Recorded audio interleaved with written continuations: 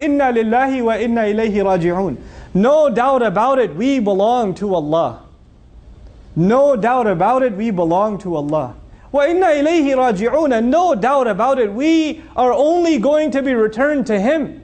Meaning we are going to be returned to our owner. Why is this statement important when something difficult happens? We have to think about the hikmah of why when the difficult thing comes, why do we say inna lillahi wa inna ilayhi raji'un? When you hear about some bad news on the phone, why is it the first time, the moment you say inna lillahi wa inna ilayhi raji'un, first of all understand that if you do that, there's a real gift in it for you. In the Quran, there's a gift in it for you. First I want to share this gift with you. You know what that gift is?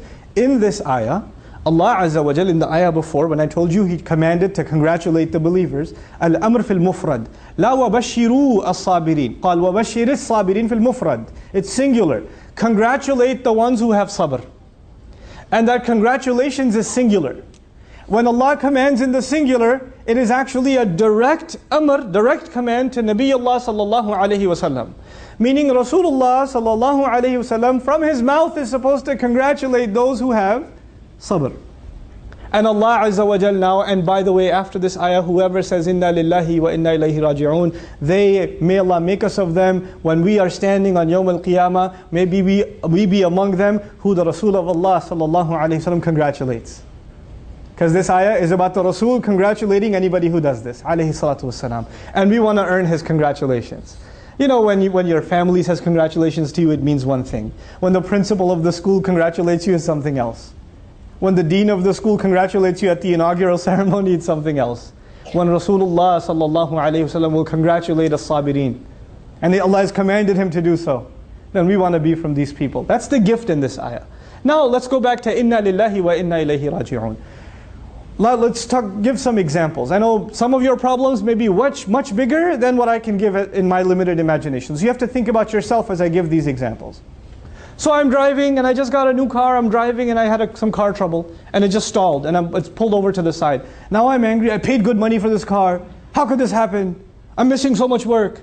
Stuck here in the middle of the heat, the heater's not, the AC's not even working, and it's sunny and all of this stuff. I'm thinking all of this stuff. First thing I think to myself, as a believer, Inna lillahi wa inna ilayhi raji'un. Why? Because I remind myself, I'm angry at this car because I own it. I own it. I am the owner. But I'm reminding myself, actually, I own nothing. I myself am owned. Allah owns me. I no doubt belong to Allah. How can I complain about anything? Because I'm not an owner of anything. You see, people get mad when they're entitled. When it was your turn, you deserved it. When it was your phone, your phone's not working, your car's not working, the lights aren't turning on. When you deserve something, then you get angry when you don't get it. But in the ayah, inna lillah, you first acknowledge, I deserve nothing. I belong to Allah. Allah deserves, I don't deserve. It puts things at ease. Everything you get in this life is then a gift. It's not something you earned, it's a gift. So when you don't have it, then you realize, well, it wasn't mine anyway. It wasn't mine anyway. We take our hands for granted, we take our eyes for granted, we take our nose for granted, we take our tongue for granted. The fact that I'm standing here speaking before you, I take the fact that I can speak to you for granted. But this tongue, it doesn't belong to me. I didn't pay for it. It belongs to Allah. So when it starts stuttering, inna lillah. Inna lillah. And the second part of this problem, how Allah gives solutions in our faith.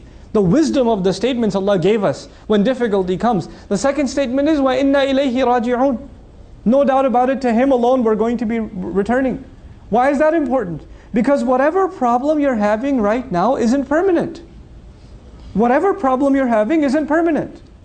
Whether it's money problems or health problems or family problems, or it's emotional problems or physical problems, it doesn't matter. None of them are permanent. You know why? Because you and I are not permanent. Even you and I aren't permanent. How can our problems be permanent? We have to be returned to Allah ourselves.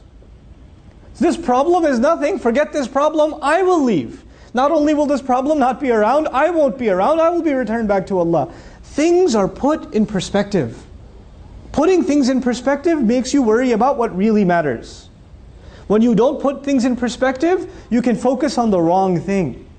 My teacher used to always give the example, if you're standing in a building and the building is on fire, and you're in that building, and you're debating which color should we paint this wall.